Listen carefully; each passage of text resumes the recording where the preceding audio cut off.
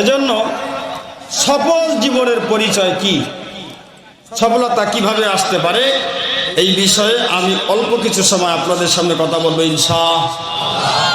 তারপরে আসছে আমাদের রংপুরের রঙে সঙ্গে ভরপুর, তার নাম হচ্ছে রংপুর। এই জায়গার মধ্যে আমাদের একজন বক্তা আছে, তিনি আব্দুর রশিদ সরকার। মাশাআল্লাহ, সবাইকে হাসাতেও পারে, কাঁদাতেও পারে। উনি আমার পরে আসতেছেন, অপেক্ষায় থাকেন। এরপর আসতেছে আল্লামা তারেক মনোয়ার সাহেব।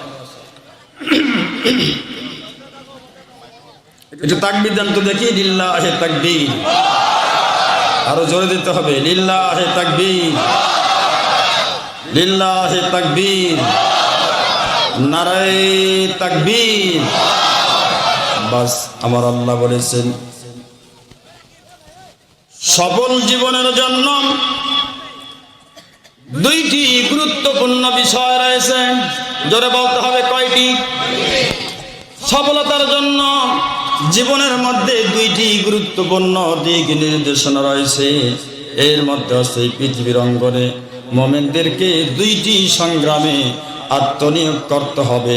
তার মধ্যে একটি হচ্ছে হালাল জীবিকা উপার্জনের সংগ্রাম করা, এবং 2 নম্বর আল্লাহর দ্বীন, আল্লাহর জমিনের মধ্যে কায়েমের সংগ্রাম করা। কথা বলেন ঠিক কিনা? মুমিন জীবনের মধ্যে সফলতা আসার জন্য প্রধানতম 2টি কারণ। তার মধ্যে একটি হচ্ছে তার জীবনের মধ্যে তিনি যে জীবন জীবিকা উপার্জন করবেন, সেটা হতে হবে হালাল পন্থা উপার্জন করার সংগ্রাম। আর একটা হচ্ছে সেই উপার্জিত সম্পদকে আল্লাহর জমিনের মধ্যে আল্লাহর দ্বীনকে প্রতিষ্ঠার সংগ্রাম করা। এটি মুমিনের দায়িত্ব। কার? জোরে বলতে হবে, কার? মুমিনের দায়িত্ব।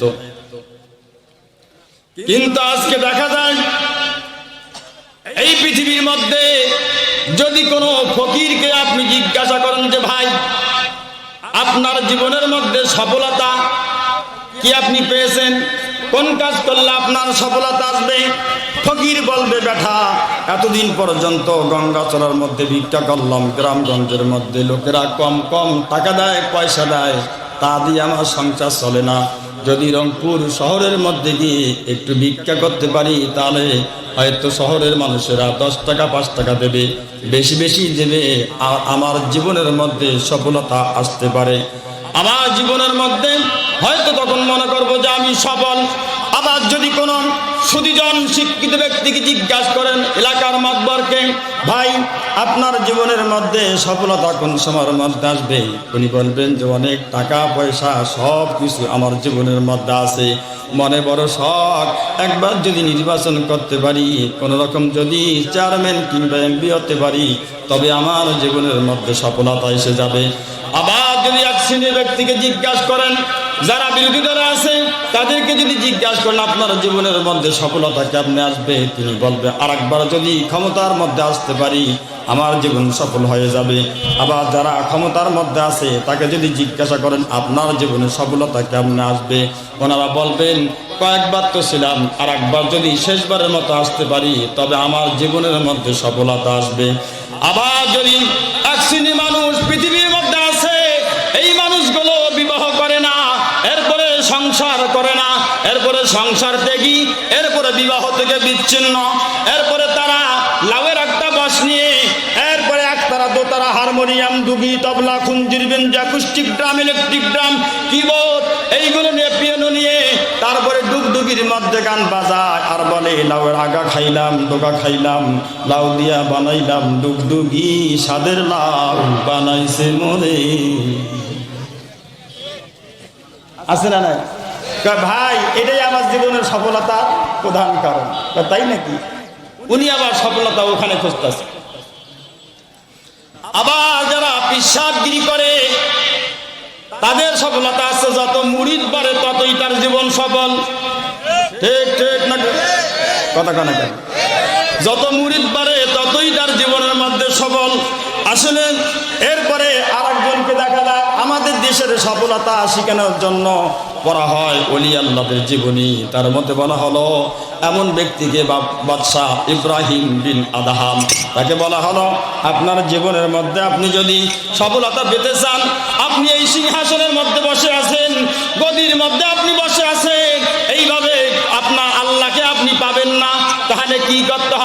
এই জায়গা ছেড়ে দিয়ে চিরা খাতা কম্বলের মধ্যে গায়ে দিয়ে তারপরে আপনি বাহিরের মধ্যে চলে যান, এমন গল্প কি আমাদের জীবনের মধ্যে কোনোদিন শুনি নাই?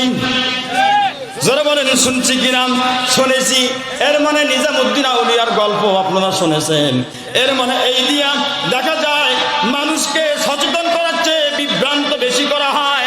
আল্লাহ রাব্বুল আলামিন বলতেছেন তার রাসূলের মাধ্যমে, ইয়া রাসূলুল্লাহ, ইয়া হাবিবাল্লাহ, নবী গো, আপনি পৃথিবীর মানুষদেরকে বলে দেন লা রাহবানিয়্যাতা ফিল ইসলাম, ইসলামের মধ্যে বৈরাগ্যবাদ সন্ন্যাসীদের জীবন না। ইসলাম বৈরাগ্যবাদ সন্ন্যাসীদের জীবন ইসলাম সমর্থন করে না। কে বলেছে? রাসূল বলেছে। কে বলেছে? রাসূল বলেছে। বেটা বিয়ে কর, বিবাহ কর, সংসার করো, এরপরে রিজিক তালাশ করো, তা দিয়ে আল্লাহ জমিনের মধ্যে আবার আল্লাহ দ্বীনকে কায়েম করো। এর মাধ্যমে পরীক্ষা তোমার জীবনের মধ্যে নাই, তৎক্ষণ কারো সফলতা আসতে পারে না। পারে? যদি বলেন পারে। সফলতার জন্য পরীক্ষার প্রয়োজন আছে না নাই? আছে। তা আপনার বিয়ে নাই, বউ নাই, বাচ্চা নাই, আপনি জঙ্গলের মধ্যে বসে আছেন, সফলতা কেমনে আসে? আমার ভাইয়েরা, এইবার চলুন তো আল্লাহ রাব্বুল আলামিন পবিত্র কোরআনুল কারীমের মধ্যে কি বলেছেন? রাসূল তো বললেন লা রাহবানিয়্যাতা ফিল ইসলাম, ইসলামের মধ্যে বৈরাগ্যবাদ নাই, সন্ন্যাসী নাই। তাহলে নবী করিম সাল্লাল্লাহু আলাইহি ওয়াসাল্লাম আমাদেরকে জানিয়ে দিলেন ইসলামের মধ্যে সন্ন্যাসী নাই, বৈরাগী নাই, এইটা ইসলাম পছন্দ করে না। তাহলে আল্লাহ তাআলা পবিত্র কোরআনুল কারীমের মধ্যে সূরার নাম হচ্ছে সূরাতুল হাদীদ, 27 নম্বর আয়াত। হাদীদ মানে হচ্ছে লোহা। হাদীদ মানে কি? জোরে বলেন।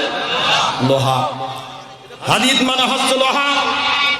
আমরা জেনেছি একজন পয়গম্বর ছিল, নাম হচ্ছে হযরত দাউদ আলাইহিস সালাতু ওয়াস সালাম। নাম শুনেছেন? উনি হলো কর্মকার, অস্ত্র তৈরি করতেন। এজন্য কোনো কারখানার প্রয়োজন ছিল না, কোনো মেশিনের প্রয়োজন ছিল না। দুই হাতটা দিয়ে এরপরে চিপ দিয়ে তারপরে তিনি অস্ত্র তৈরি করতেন। লোহাকে চিপে যেমনে খুশি তেমন অস্ত্র তৈরি করতেন।